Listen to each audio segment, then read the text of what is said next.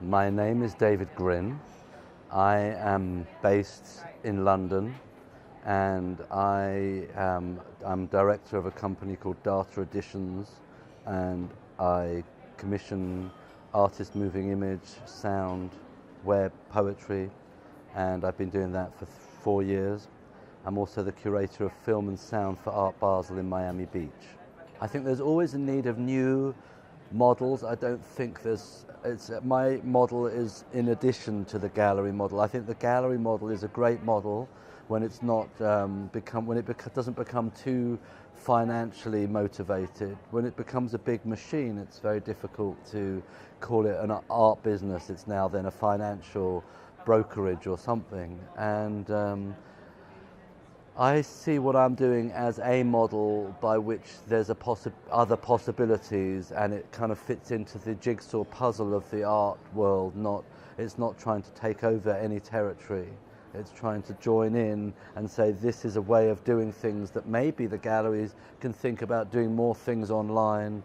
I want more competitors with what I do, because you need to have a healthy collaborative competition to have a marketplace.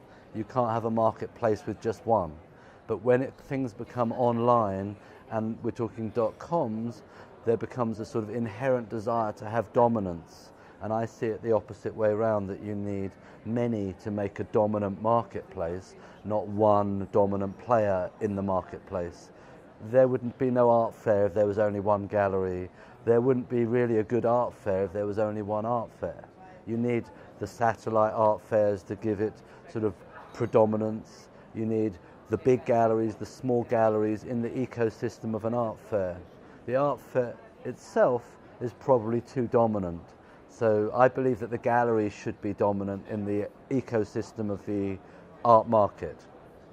The marketplace doesn't know how to handle the digital and the online, but the online is huge. The online is ever present. It's everyone's normality. However, the art marketplace doesn't know how to make money out of it, so it resists it. When it works it out, it will be fine. But at the moment, it's resisting it because it's still centered around the object. It's centered around lifestyle. It's centered around pandering to the wealthy lifestyle. It's very difficult to organize people around the internet. So the art world controls the people by having the VIP programs, by having the art fair where people have their champagne cocktail to try and allure them into buying art, or that they can have the dialogues and the kind of social interplay. The internet isn't so easy, but however, it at one point wasn't working for the music industry. It now works for the music industry. At one point it didn't work for the cinema industry. It now works for the cinema industry. There's money and profit to be made. It's just how you do it, and how much investment can be made into it. It needs more energy and effort. At the moment, the art world resists it, probably, as you say, because of the conservative nature of the art market. But the art market is centered around the auction house, which is conservative, around the art fair, which is conservative. You need some entities that start treating it as normal behavior of looking on the internet and being able to look and acquire art no different to how you might see it at an art fair or in a gallery. We build the sort of trust of the art world. We're working with artists who have a reputation in some cases, and some are emerging, but I use my own reputation, which has been working with artist moving image for the last 20 years. I work with a big collector who's passionate, like I am, in the support and empowering of artists and the medium, Anita Zabladovich of the Zabladovich collection. And we work using our own connections, but we also do things, and I do things with other art fairs, with institutions, with galleries, with cinema. So the idea is that you sort of spill out into both worlds of online and the physical world, and make sure they're the connection into the art world that I'm part of, the art world.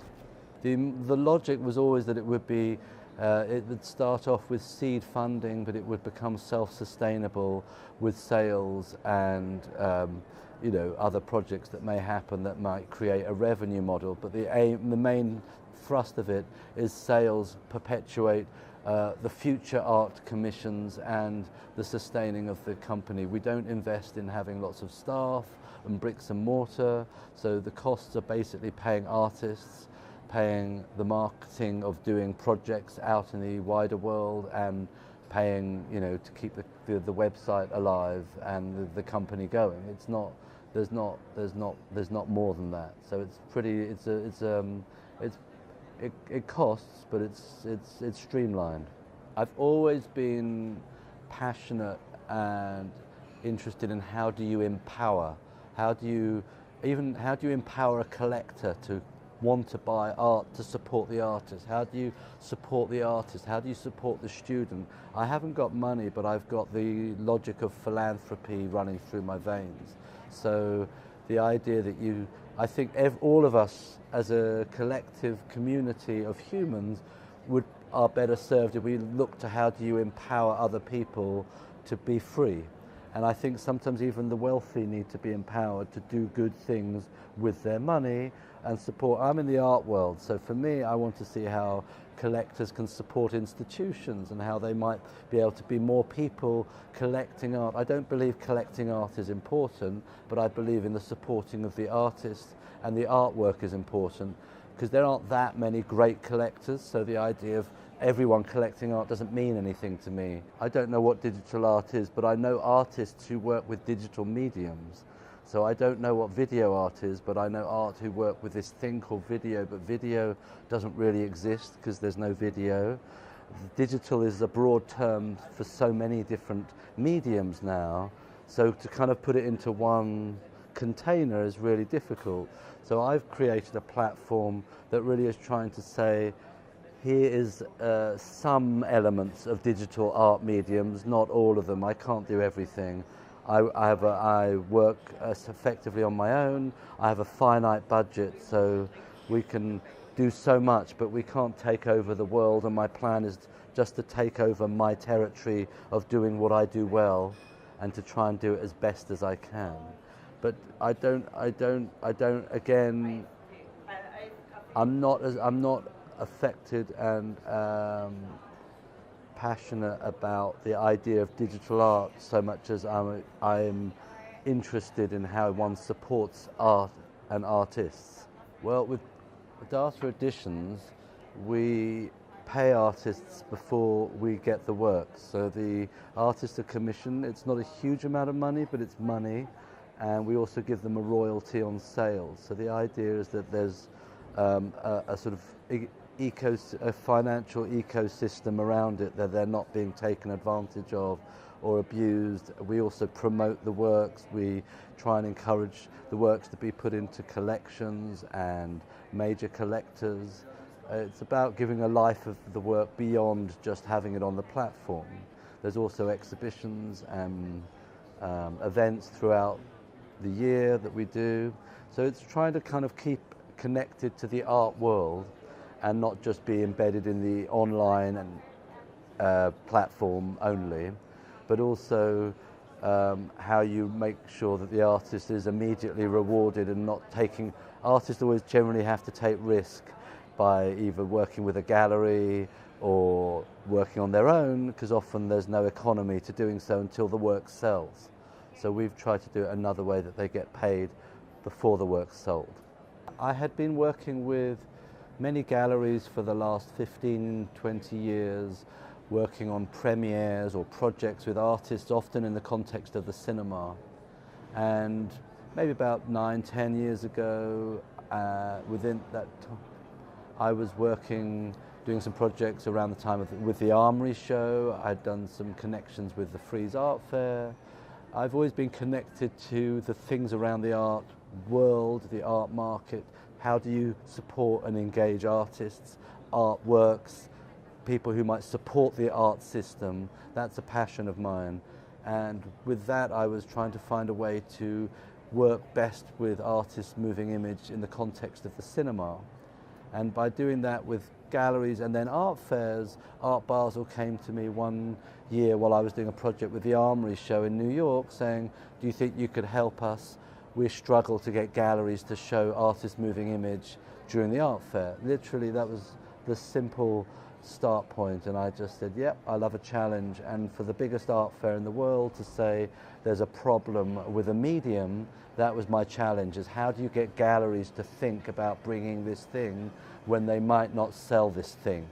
And my process has been to work tirelessly to encourage galleries and talk to them and find ways of including them into programming during an art fair, to find the right voice and marketing language, to find the way to show the work, to get audience to come and see it, to believe it's a valid art form.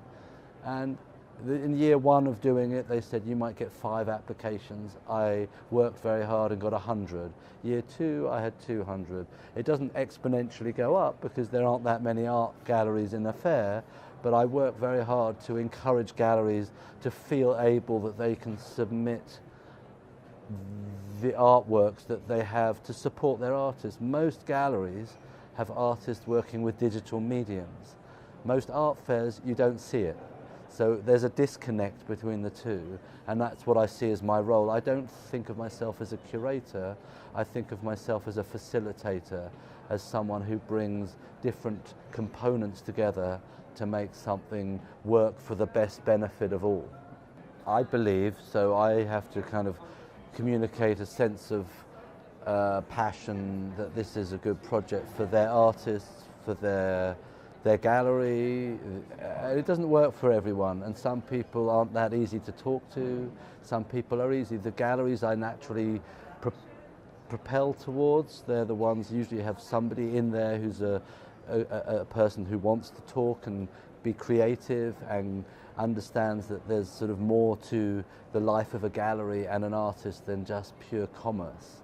But a lot of galleries at art fair times have been paying big bills to be here, so they resist because it's not necessarily a conversation that's going to be immediately paying dividends. So some of those businesses just think about financial concerns. They don't think about how they might benefit the artists and the medium, because they do that maybe within the gallery wall. So there's possibly good reasons why they resist, because it's very expensive to be part of an art fair.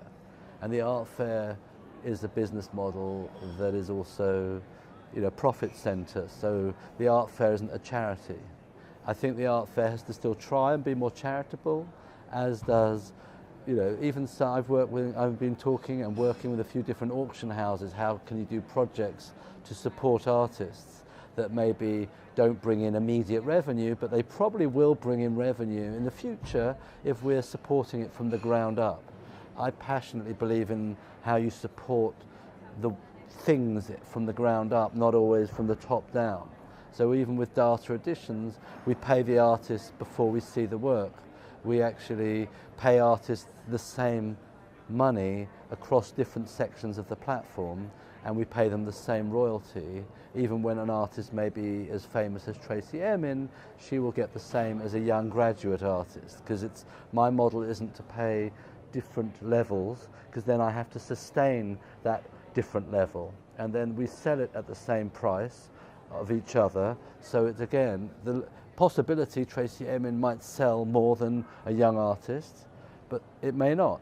And then the logic is that they're at the same price point. I'm not putting auction prices or exponential pricing because I can, because therefore I would end up only showing big artists, because those are the ones which would drive revenue. And then you would not show young artists, because therefore your profit is only there at the top end. And I think that's a mistake, but obviously there's businesses who want to just make top end money, and that's their choice. I think everything is fine now. It's just that it's more of it now. The art fair proliferation has grown exponentially, and now you have people, but most people come to an art fair for social reasons, to be able to be seen, to be looking wealthy. I mean, if you're some people who are wealthy but don't know what to do with their life, it's an outlet. It's one of the avenues. It's like, you know, we're walking in the countryside or going to the shops. You go to an art fair, you go to galleries, and you get offered a champagne drink. You get to see other rich people, or you get to mix with the poor artist, and it makes you feel good, empowering, empowered, alive. It's cultural stimulus, but it's only, for me, it's only got any value if you're understanding who you're engaging with. So I'm not saying you need to read books, but maybe understand that the artist needs to be supported in that process, and not just your entertainer and comedian.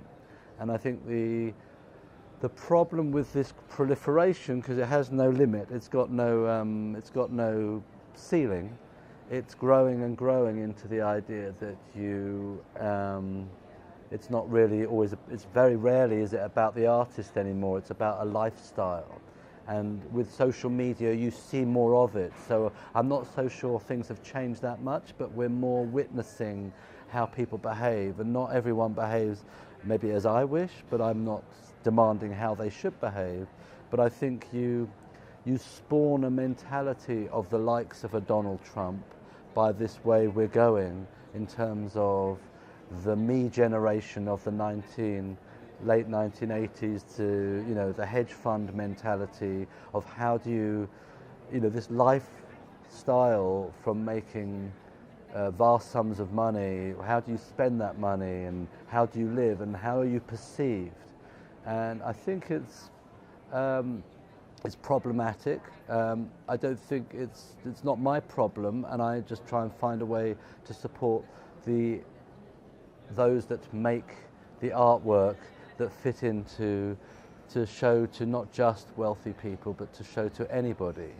But there's a sort of sense that, you know, obviously wealth can support the artist and the artwork. I just don't think it's good enough on its own. It's part of a ecology, and I think there's very few art collectors who get that. But the art collectors I believe and love and believe in, they support the art student, the artist, they support the small gallery. And it's not just about supporting with money, it's supporting with interest and supporting with an understanding and attendance and